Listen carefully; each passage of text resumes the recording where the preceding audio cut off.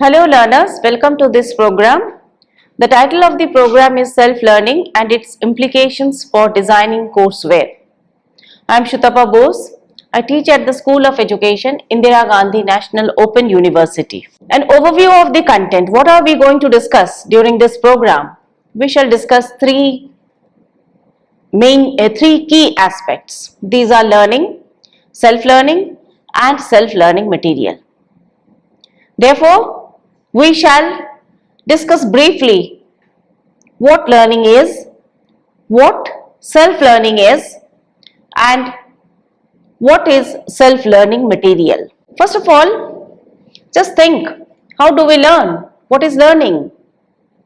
In order to answer this question, we could deliberate on the various approaches to learning.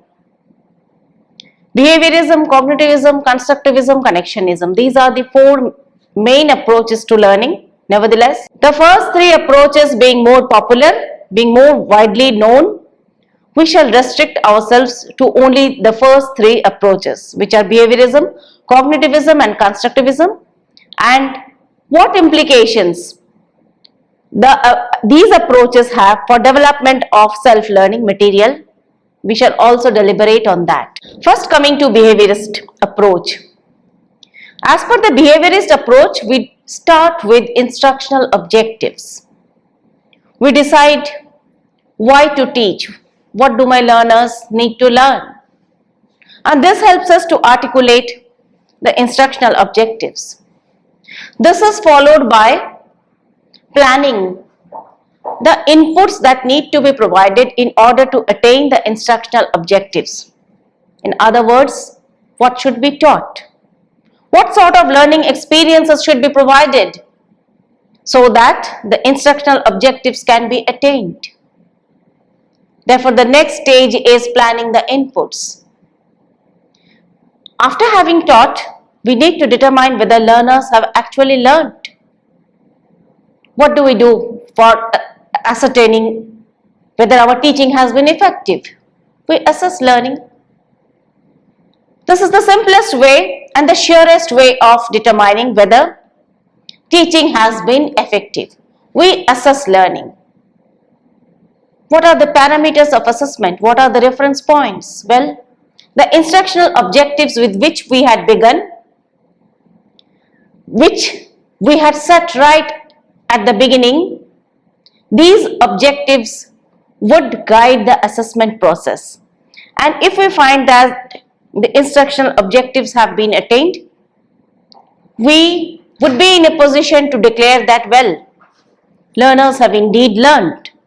We provide reinforcement for helping learners to retain what they have learned, to strengthen learning.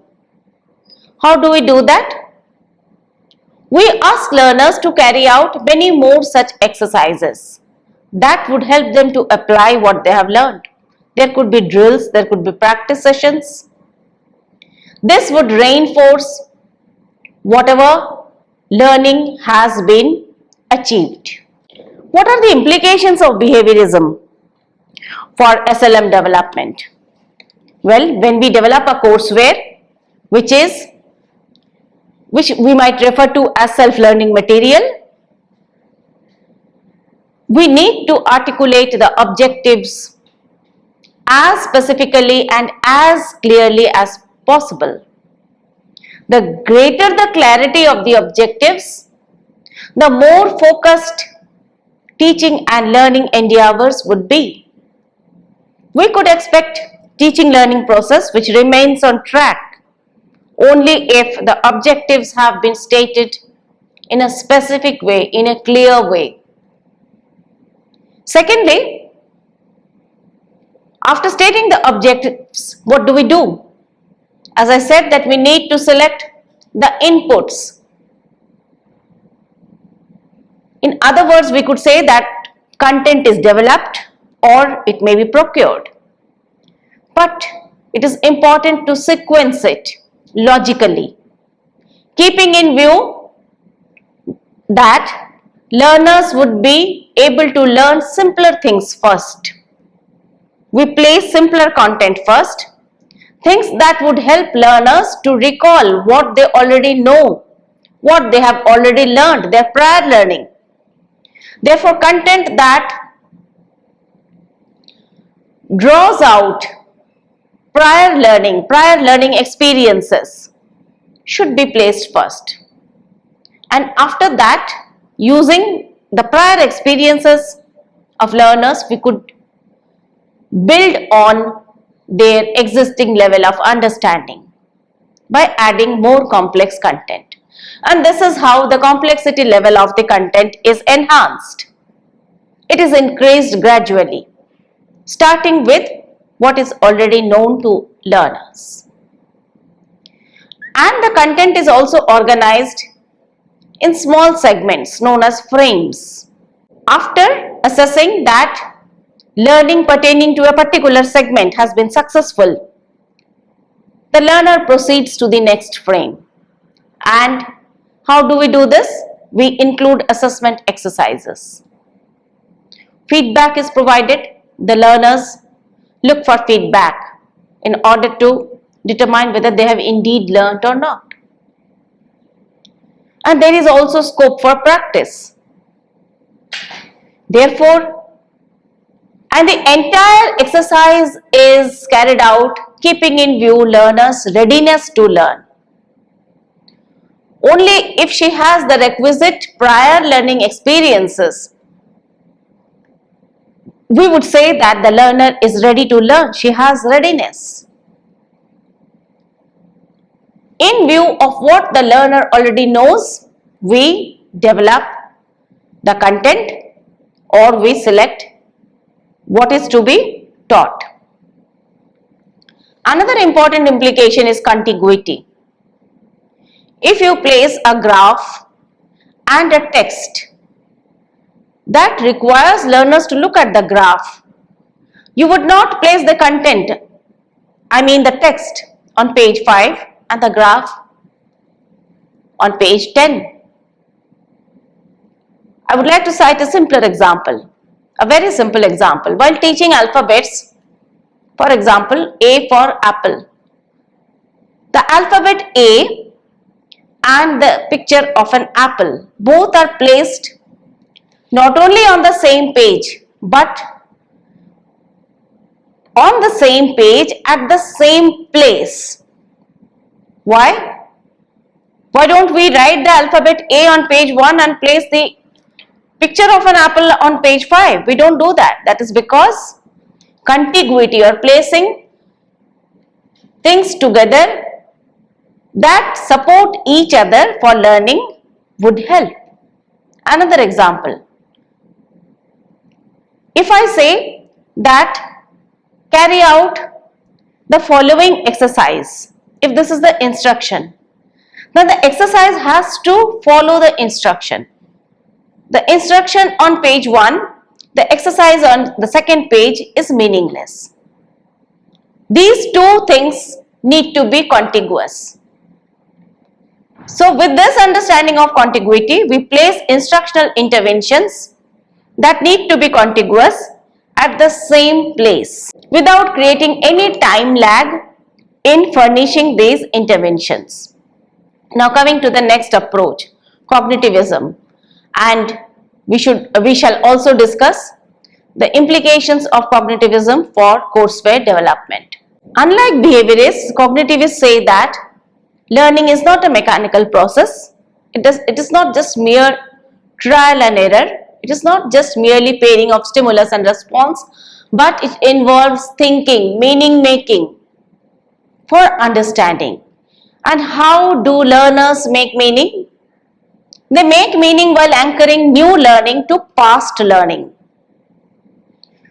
Therefore, things again coming back to the same point, assessing readiness is important, and we go beyond the assessment of readiness and we help the learners to recall what she has already learned. This helps the process of information processing, and learning is not by rote. What does rote learning mean? For example, During our childhood, we have learned tables, we have learned nursery rhymes, often without understanding what we were saying. Little Miss Muffet sat on a tuffet, eating her curds and whey. Many of us did not understand the meaning of these words. We recited tables. Table of 3, table for 2, 2 twos are 4. Why 2 twos are 4? Some of us did not understand then, but nevertheless we learnt by rote. We have retained the learning because of extensive practice. Otherwise, the learning would have been lost. But if we understand something, if we understand a phenomenon, if we understand a concept, the learning is retained in a better way. Therefore, cognitivists say that learning is not just a change in the behavior, but it involves understanding, and drill is necessary. Just like behaviorists, cognitivists too underline the need for drill. But drill carried out with understanding facilitates learning.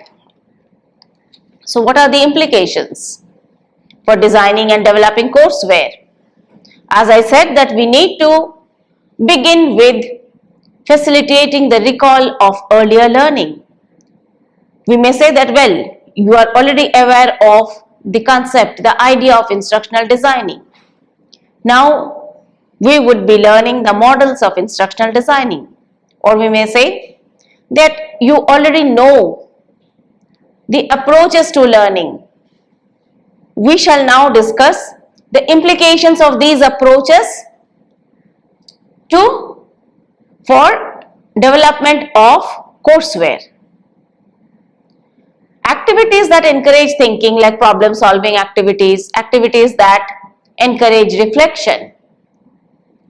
These activities could be included in the exercise instead of mindless drill.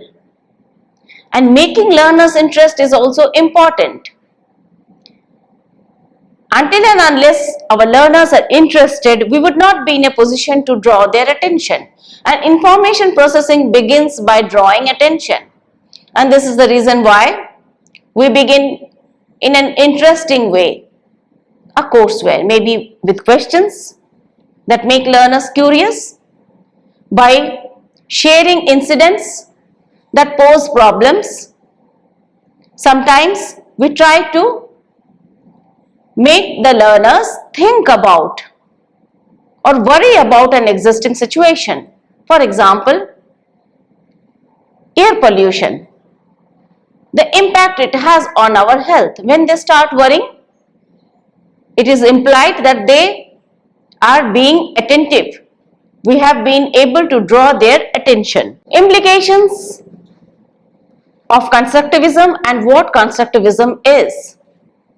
Implications for courseware development. Well, constructivism also says that learning involves thinking, but it says that knowledge is constructed, and it also says that learning should be rooted to past learning, and learning involves meaning making, and it also says that learners should not remain passive, but like cognitivists, constructivists also underline the need for learners being active during the learning process. Therefore, learners' agency in learning is quite important. However, there is one difference. What is it? Constructivists say that there could be multiple realities.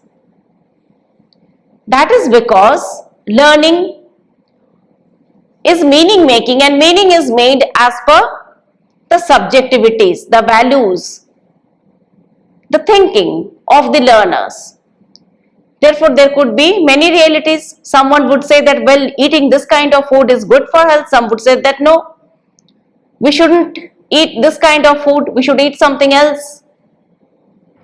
So, there are multiple realities. Everyone would claim that I am right. The other person would say that, no, I am right. How do we accommodate multiple realities? We could include open-ended activities, we could include open-ended questions that encourage reflection. For example, we might ask learners to share their views on the form of governance they think is the best. They may share their views on man versus wildlife, who gets a priority, and the teacher would take into account multiple realities during the assessment process. Therefore, there are no fixed answers. Now coming to self-learning. What is self-learning? Learning, we have already discussed that there are different approaches for explaining learning. In a classroom situation, the teacher is there, or for example, within in our home, when we are learning something from our parents or our family members, or when we are with our friends and we learn something from our peers, there is a teacher, a human being. But what about self-learning? Is learning not possible without a teacher, without the presence of a human teacher? Yes, it is very much possible. When we learn on our own, using content that has been designed and developed in the form of a courseware.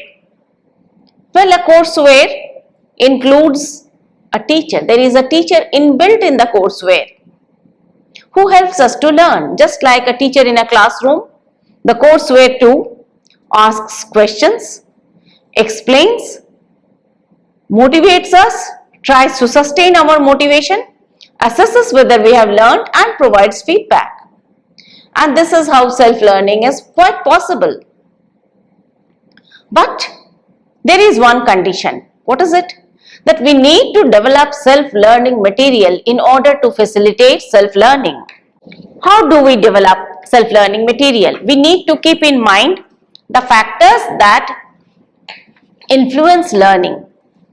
Only then we would be in a position to develop self-learning material. As I said, that we need to draw attention. That's because we learn only those things to which we pay attention, in which we are interested. That is because information processing begins with paying attention. A learner who is inattentive would not be able to learn. A student who is inattentive is, for example, looking out of the window while the teacher is teaching. She is thinking of something else. She would not be in a position to learn. While developing self-learning material, we need to draw learners' attention, and we have just discussed how to do it by asking questions, by making the learners curious, interest. Well, we do not pay attention to each and every stimulus. For example, if we are at a railway station or at a bus stand, maybe we are surrounded by many people. We don't pay attention to each and everyone who is there with us. But there could be someone who draws our attention, maybe because of the dress, maybe because of her looks, maybe because of her behavior. We get interested in that person and we learn that, well, she has been or she is wearing this kind of dress, she is behaving in this way, and we learn certain things about that person. Whereas for others, we haven't learned anything about those who were quite close to us. Even though they were close to us, we have not learned anything about them, about their behavior, because we were not interested in them. Similarly, therefore, when we design and develop courseware, we need to include content, even images that would be of interest to our learners. If it is for young children, we include examples, images of balloons, toys, candies, toffees, dolls, things like that.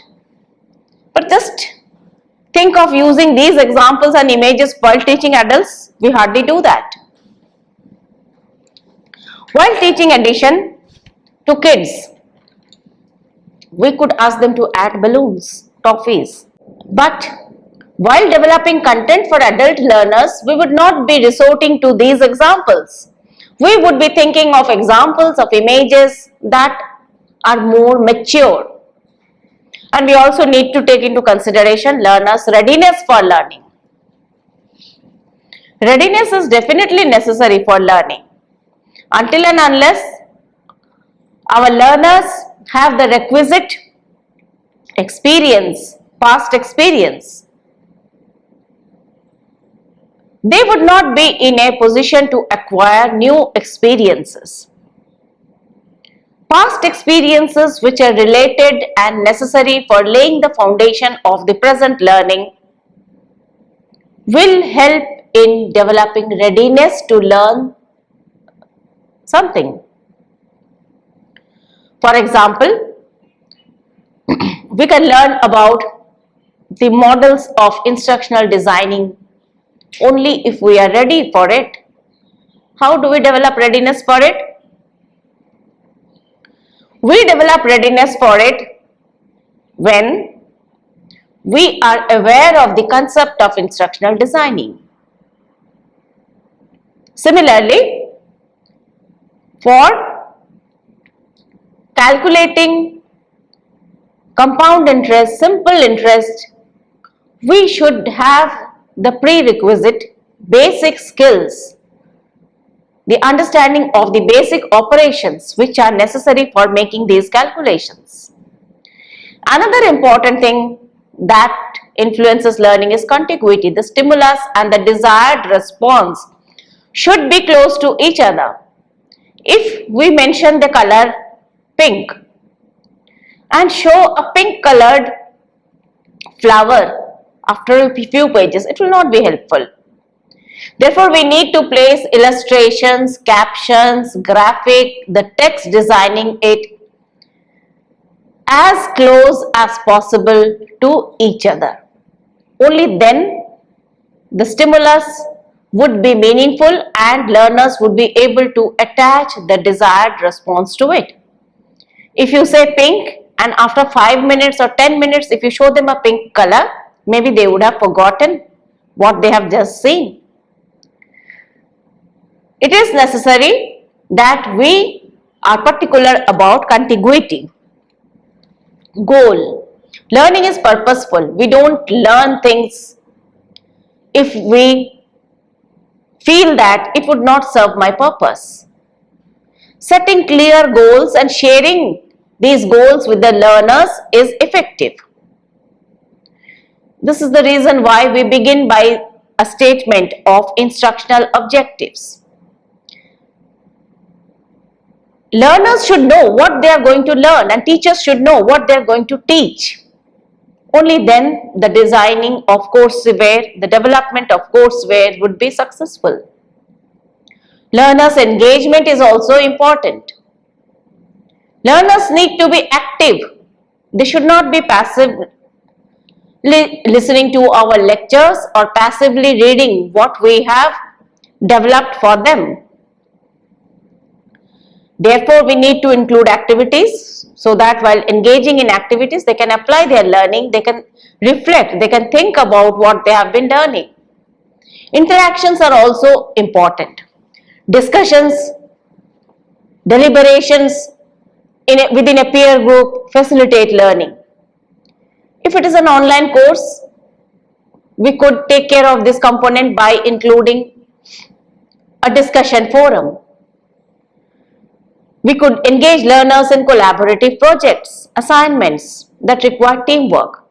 Otherwise, what we can do is that even in a lecture, we ask questions. A lecture delivered using the print medium also includes questions. And we also provide the answers. This is how we try to set a dialogue with the learners. Support is essential. Scaffolding for learning. And we provide explanations, examples, glossary, illustrations that help to represent the content better. We help learners to recapitulate by providing a summary, and this is how we support learning. As I have said, that practice strengthens and retains learning, and we also know that practice leads to perfection. What should we do? to engage learners in practice. We need to include exercises, we need to include activities, especially those that engage learners in meaningful activities. And providing feedback is essential, otherwise assessment is meaningless without feedback. Feedback would help the learners confirm that the response they have made is correct, and this would reinforce learning. Without feedback, including only activities, exercises, would not be meaningful. How would they know whether they have actually learned or not? Feedback can be provided in the form of correct responses, the desired responses, and learners can match their responses with it. Or you may also provide clues, or just refer to the section where the correct answer is available. Satisfaction is important, relevant and interesting content which will help learners to fulfill their learning needs and which will not cause learners the anxiety due to difficulty level which does not match with what they already know. If we could ensure these things, we could ensure satisfying learning experiences. And as I have said, that we must help learners to link what they know with what they are going to learn, and this needs to be done right at the beginning. Therefore, when we develop self-learning material, we should develop it in such a way that learners on their own can learn. There would not be any human teachers. Nevertheless, a teacher would be embedded, and the teacher has to keep in mind the factors that influence learning, which we have discussed just now. And distance learning, we know that now it is a need. Learners, it is no longer an alternative. And the pandemic has proved that it is essential.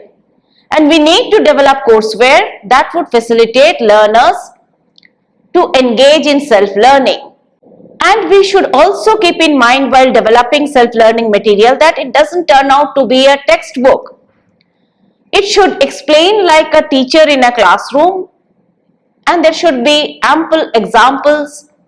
The explanation should be lucid, language should be simple, there should be assessment, there should be attempts for motivating learners, for sustaining their interest. And since the self-learning material is going to substitute the teacher, it should include all these aspects. In other words, it should facilitate learning. Unlike a textbook which usually supports what the teacher teaches in a classroom. While developing self-learning material, we need to include certain devices that facilitate learning. Rather than for just imparting instructions. It should explain well, it should be self-contained. Learners should not be running around for a dictionary, for supplementary material. But the self-learning material should have enough content so that they have a satisfying and fulfilling learning experience. And it is also essential to structure the content into frames, into segments, and sequence these frames. Therefore, we should include proper headings and subheadings. And we should keep the learners motivated. There are many ways of doing this. We have already discussed this, and we should also evaluate learning by including exercises so that they can match the results with the objective stated at the beginning. And this is how we design courseware for facilitating self-learning. Thank you.